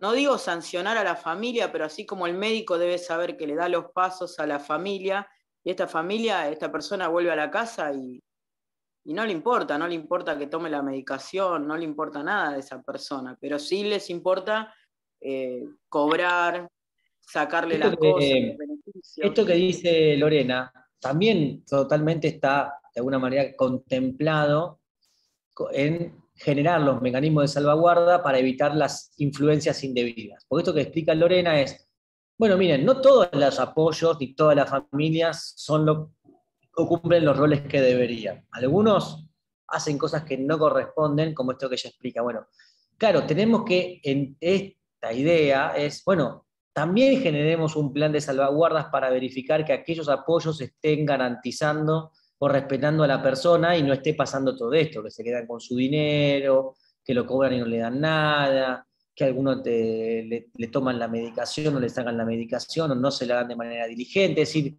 bueno, esto que se puede hablar de influencia indebida, ¿no? Digamos, que los apoyos terminen siendo contraproducentes. Necesitamos también que esos apoyos tengan y la persona pueda, ¿no? Explicitar, bueno, cómo está con su familia, cómo está con su apoyo, cómo está con su grupo de personas que están alrededor de ella. Generalmente uno pone la familia, pero a veces los apoyos pueden ser el vecino. ¿Cuántas veces un vecino, una vecina o un grupo de vecinos se ocupa de ir a comprarle a alguien de la comunidad al supermercado porque se rompió una pierna y entonces le hacen las compras. Digo, los apoyos no siempre son los familiares, a veces pueden ser personas cercanas, puede ser otro grupo de personas, no sé, una asociación que trabaja por los derechos de las personas con padecimientos mentales, que esa ONG participe también como equipo de apoyo. Es decir, bueno, creo que el desafío está en tratar, digo, yo sé que siempre tenemos los problemas de la coyuntura, ¿no? Y hoy hablé 3 veces de estamos detrás de cuánto aumenta el dólar, qué pasa con la crisis energética y eso. Saliendo de eso, porque si no, no vamos a poder pensar nada, y estamos como siempre viviendo el día a día, saliendo de eso, de que nos acompañen con presupuesto, que nos acompañen con recursos, podríamos pensar en, bueno, quizás necesitamos un grupo de policías, de civiles entrenados en esto, que acuden con un médico, con un trabajador social o con un psicólogo, que la respuesta no sea el policía solo, porque la respuesta ahí no es policial o criminal. Bueno, ¿qué le pasa a esta persona? ¿De qué manera puedo yo intervenir cuando está gritando, vociferando, o rompió un vidrio de un piedrazo? Digo, ¿es el sistema penal quien debe intervenir ahí? ¿Cómo bajo yo esa crisis? ¿De qué manera? Bueno, prescindiendo de estas discusiones coyunturales de la falta de recursos, de personal, bueno, quizás salgamos de esta como antinomia entre, bueno, no, es la policía, es el psiquiátrico, es la cárcel, es la calle, ¿no? Bueno, quizás nos debamos en esto, primero en intelectualmente pensarlo y después buscar la manera en que podemos gestionarlo. Claro, en otros países que tienen 50% de pobreza, todo es como más complicado, ¿no? Es decir, bueno, tenemos como otras urgencias, pero estos también son problemas que tenemos socialmente, ¿no? Que nos involucran a todos en mayor o en menor nivel, pero no dejan de ser parte de nuestra realidad. O sea, algunas personas lo viven directamente porque trabajan en el sistema, otros porque tienen familias, otros porque ellos mismos también necesitan asistencia en salud mental y no encuentran los recursos. Es decir, no es que esto nos pasa más o menos indirectamente, pero nos pasa a nosotros como sociedad. Tenía a Daniela la mano levantada. Sí, yo creo que lugares hay muchos. Cedronar es uno de ellos, siguiendo, digamos, primero haciéndola atender a la persona en un hospital, después siendo derivada por Cedronar a alguna fundación, donde la persona puede ser contenida. El problema que yo veo que los lugares, esas fundaciones, al tener las puertas abiertas, suelen escaparse. La mayoría suele escapar, suele irse, no termina el tiempo de que deben de estar internados, esperar su alta. Y algunas lo esperan, bueno, y después vuelven a recaer. Yo creo que en algunos casos que sea voluntario hace que ponga en riesgo la vida de la persona. Porque ya me ha pasado con 3 personas que terminaron muertas por no tener, estar internadas en a puertas cerradas. Sí. Sí. Personas que tienen todo lo que usted está diciendo, contención familiar, que tienen todo. Pero el problema que han tenido, como el famoso Chano, cuando sale hacen desastre de nuevo, porque lo de ellos es el día a día. Entonces yo creo que lo que hay que cambiar es eso. Sí, por lo menos por una etapa. No, yo comparto este diagnóstico, digamos. Lo que no estoy tan seguro es que si sea un problema de la ley. Quiero decir, el mecanismo está para internar a alguien involuntariamente. O sea, alguien podría internar a un paciente adicto en contra de su voluntad. Sí, pero la es ley muy dificultoso. Es muy claro, bueno, por eso digo, el mecanismo está. Lo que hay que quizás revisar para los que trabajan en salud mental es, bueno, ¿de qué manera intervenimos frente a esos casos, ¿no? Como vos explicás muy bien, la mayoría entiende de que esos casos no son para internar en contra de la voluntad, porque la mayoría entiende que esas personas con adicciones no tienen un riesgo cierto e inminente. Entonces, ahí yo creo que, de vuelta, coincido con el diagnóstico, no coincido tanto con la respuesta. Yo creo que eventualmente, si los profesionales de salud mental señalan cuáles son los factores de riesgo que hacen que esta persona con una adicción severa, grave, que viene consumiendo en las últimas 2 semanas niveles cada vez más crecientes de sustancia, que está teniendo episodios de agresividad y violencia dentro de su casa, que aunque yo lo vea hoy, ahora, bien, no significa que todo lo anterior haya desaparecido, sino que yo lo estoy viendo en estos 10 minutos bien, pero Claro. cuando yo me vaya, la persona va a entrar a continuar en ese nivel de consumo severo, grave, acumulativo y con esa situación de agresividad y violencia. Es decir, que yo no vea a alguien violento y agresivo ahora, no significa que no lo vaya a estar entre los próximos 10 minutos, porque lo estuvo 10 minutos antes. Entonces, yo creo que en esos casos, eventualmente se podría ahí hacer una internación involuntaria, justificándola, diciendo, esta persona tiene un consumo problemático, viene incrementando los niveles de consumo, comenzó con robos en su hogar, se pone agresivo y violento para que le entreguen dinero, rompió el vidrio de la casa a los piedrazos, se siente perseguido y que lo quieren perjudicar cuando está consumiendo, se puso agresivo con su familia y amenazó y le pegó a su madre. Voy ahora. ¿Cómo lo encuentro? Bien. Pero eso va a durar lo que yo haga la entrevista. Sí, sí, aparte Entonces, son muy manipuladores, ¿no? Bueno, Delante del médico siempre están bien.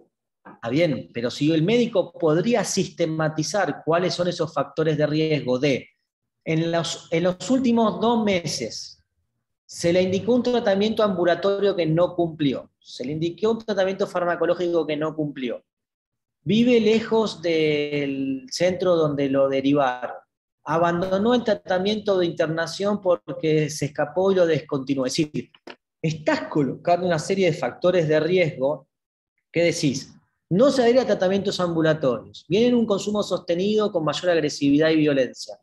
La familia ya no lo puede sostener porque está hostil contra ellos. La cantidad de droga que consume es cada vez mayor y desaparece de la casa varios días y aparece sin comer, golpeado y sin la ropa. Si uno está ahí, por más que yo lo vea bien ahora, uno revisa todos esos indicadores y uno podría decir la persona está en riesgo.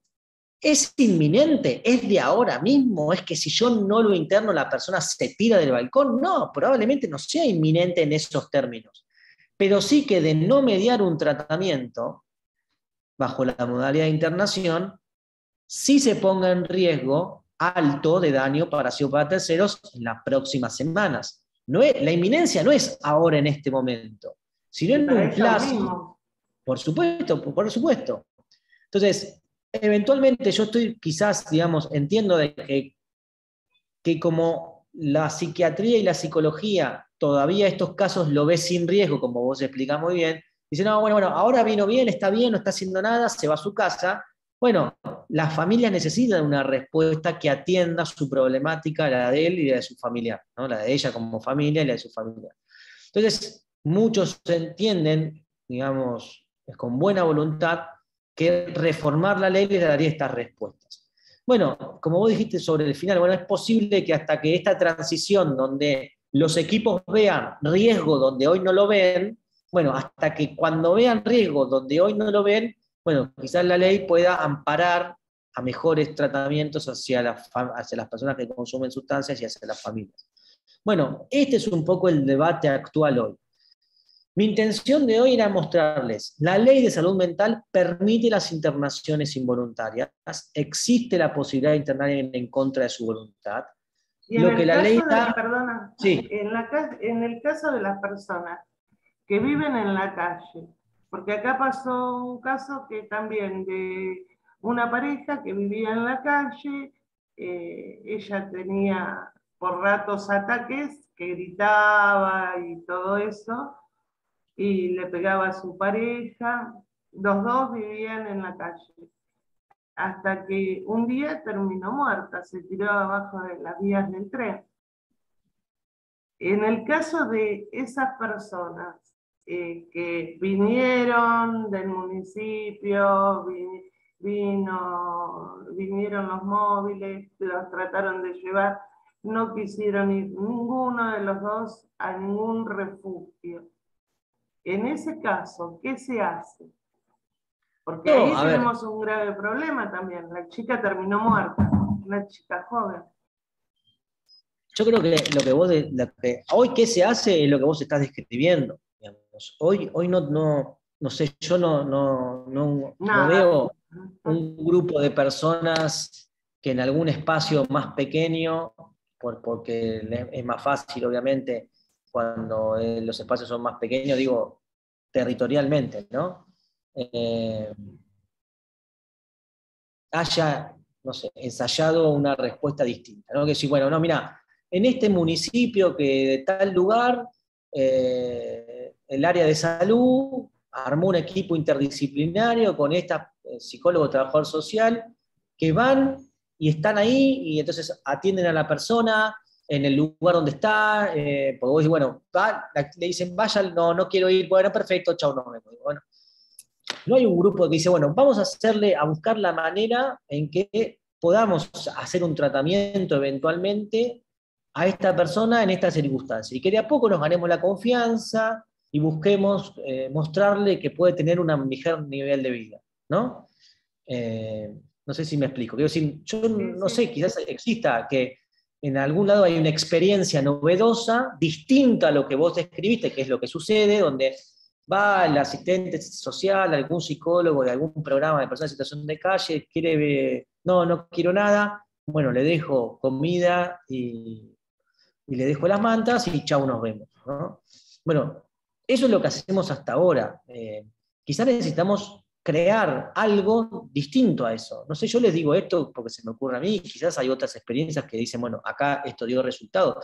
Pero, bueno, nada, quizás tengamos que ir todos los días y sentarnos a conversar con ella, y que vaya el psicólogo y el psiquiatra y el trabajador social, y que eso sea un personal estable, que la persona vaya entrando en confianza, y que se busque... Tenemos un caso, porque en la parroquia se hace la noche de caridad, y bueno, se lleva la comida a la gente que está en situación de calle. Y bueno, hay una chica ahora que está durmiendo debajo del puente y no, ella no quiere ir a ningún refugio, no quiere ir a ningún lado, no acepta nada, se queda ahí en ese lugarcito, se va corriendo del lugarcito debajo del puente, escondiéndose cada vez más, pero no se deja ayudar. Lo único que acepta por ahí es la comida o una manta, como dice usted, pero nada más que eso, no se quiere alejar del lugar. Bueno, por eso, yo sé que esa es una realidad la que tenemos. Lo que pienso es, quizás necesitamos algo que no está, que no tenemos, distinto, que tengamos que crear para eso. Entonces digo, bueno, acá es como todos tenemos buena voluntad y buscamos la manera, pero quizás necesitemos algo que sea sostenido en el tiempo, que no sea la buena voluntad de un grupo de personas que van, que haya un equipo de 10 personas que van, se turnan por días y por turnos, pero que siempre son los mismos, que sostienen, que van, que buscan la manera de acercarse, de ganar la confianza, de buscarle que es básicamente esto, ¿no? Pero bueno, yo creo que este es un desafío para sobre todo las grandes ciudades, donde esto sucede en muchos lugares del mundo. Digo, no hay soluciones mágicas, no es que hay que hacer, digo, se prende la llave de tal lugar y entonces todo funciona maravillosamente. Nada, me parece que tenemos que... Yo trato encontrar una solución urgente, porque cada vez es más la cantidad de gente en esa situación. Totalmente. Pensar entre todos, sí, es verdad. Ya es una cuestión. Yo lo que digo es pensar salir de entre las todos. antinomias entre que la respuesta sea, bueno, fuimos, le dimos la manta, no pudimos hacer nada, se suicidó, o lo que teníamos era llevarla a arrastra hasta el hospital. O sea, porque parece que hoy solo tenemos esas dos opciones. O la llevo arrastrando hasta el hospital con policías y todo un gran despliegue, y la inyecto y la encierro ahí, para ponerlo así como sobresimplificadamente, o no puedo hacer nada y se suicida y chau, nos vemos. Digo, ¿podemos pensar en algo distinto de esas dos grandes vertientes de propuestas? Quizás lo podemos, pero esto tampoco trae soluciones necesariamente, ¿no? Pero bueno, yo lo que trato de ver si podemos pensarlo de otra manera, que esas dos cosas van, bueno, o el hospital psiquiátrico encerrado e inyecciones, o no hacemos nada y se suicida en algún momento, por algo. O sea, muy extremo. Y no hacemos nada y se queda ahí. Bueno, No, yo podemos. creo que ese tipo de personas necesita primero una internación psiquiátrica y después ser derivada, insisto, en lugares de puertas cerradas, por lo menos por un tiempo, hasta estabilizarla, porque esta chica no se droga, tiene un problema psíquico, evidentemente, pero creo que a lo mejor con tratamiento se puede llegar a hacer algo. Claro, claro. A ver, yo lo que digo es,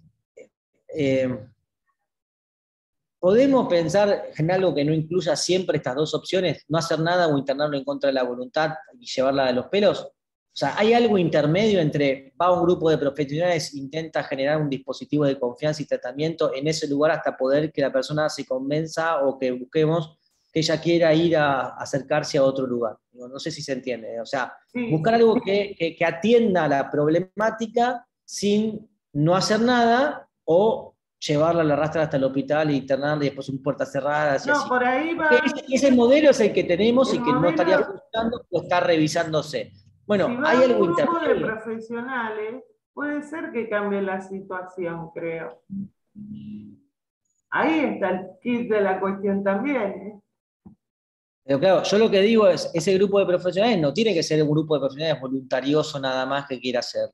Es un grupo de profesionales que tiene una estructura, ¿me entendés? Que tiene un lineamiento, que tiene un objetivo y que tiene adelante un plan. No es alguien que va y que quiere, bueno, que la persona no muera la noche que sigue, digamos, muerta de frío. No, no. Tiene que ser algo orgánico, sistemático, organizado, presupuesto, que si el psiquiatra se va, hay otro que va a ir ahí. No es algo, digo, para que no se piensen que estoy proponiendo algo así, nada, como charlando, algo tirado de los pelos de, bueno, más o menos, mandamos a 2 personas y vemos que charlen un ratito. No, no, estoy hablando de un programa concienzudo, digamos, que intentar de que se construya sólido y como un programa que se sostenga.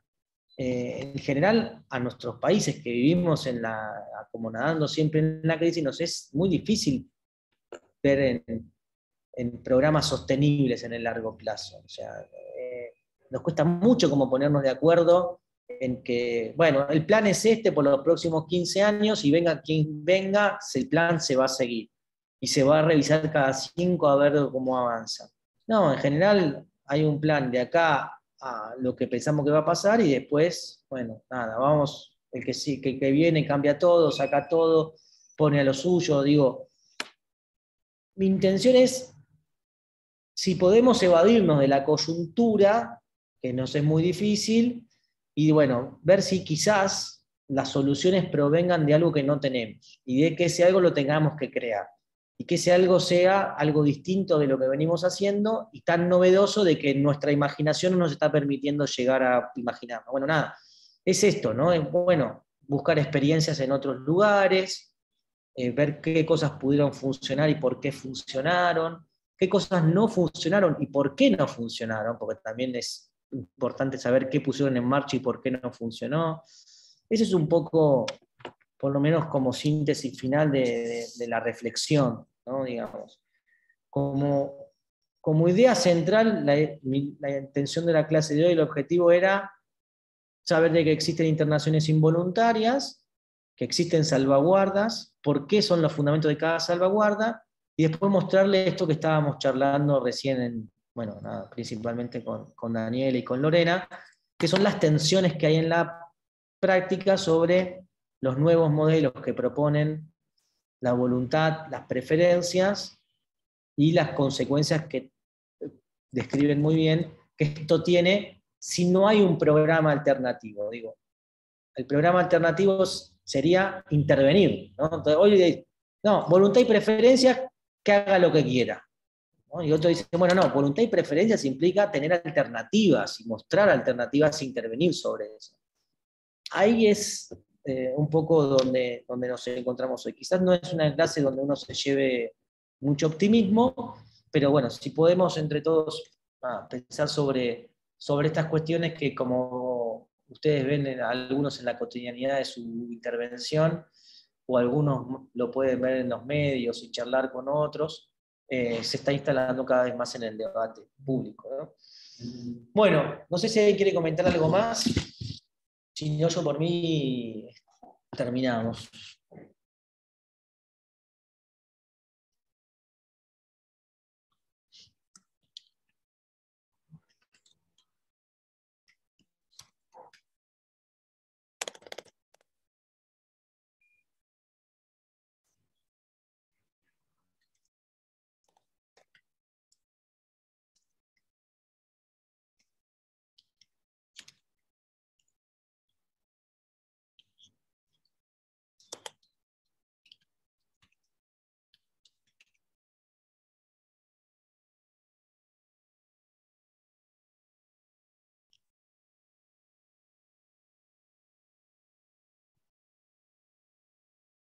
Nada.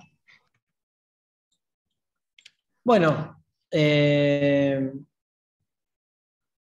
saludarlos, ha sido un gusto compartir con ustedes estas clases. Sí, comparto con la reflexión final de Zaira, que hay mucho por trabajar. Y para todos, ¿no? Como sociedad, tratar de lo individual, no mostrarnos indiferentes con el sufrimiento y el dolor de aquellos que le están pasando mal. Me parece que es central, así que comparto la reflexión final también de Zaira. Bueno, un gusto para mí haber compartido con ustedes estas clases.